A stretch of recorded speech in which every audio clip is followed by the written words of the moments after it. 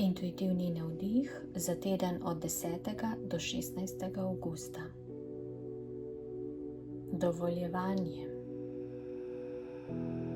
Dovoljevanje se bo dogajalo v tem tednu. Resnično boste ugotovili, da če nečesa ne dovolite, ne more priti do vas.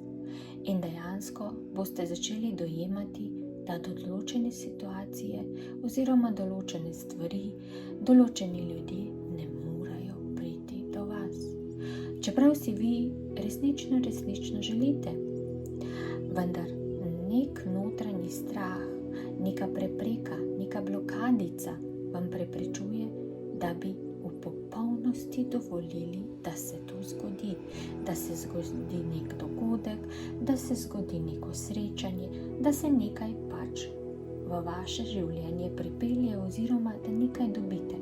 In to dovoljevanje je resnično pomembno. Potrebno je zavestiti, ali si sploh želimo dovoliti, da se nekaj v našem življenju spremeni. S tem, ko dovolimo, se lahko marsikaj spremeni. Dejansko dovolimo, da ostanemo iz cone udobja, v kateri se v bistvu nahajamo. Kot da bi rekli, da poležavamo na kavču in v bistvu nam je to dovolj in ne dovolimo, da se nič drugega ne dogodi v našem življenju. In tako je to. Če si pa v tistem trenutku zaželimo svežega zraka, mogoče ptičkov, ki žvrgolijo, mogoče dejansko gozdnatih tal in pomislimo na to, je pa že v bistvu usmerjena misel k temu, da to začnemo dovoljevati. Da se v bistvu pomaknemo proti temu in mogoče nas res pokliče prijatelj, prijateljica, ki nas povabi na sprehod po gozdu, po travniku, kjerkoli že bi to lahko doživeli. In tukaj je poanta vsem tem dovoljevanju. Dovolite si sanjati, dovolite si čutiti. Če pa pač rečete in zamahnete z roko, to ni zame, ne.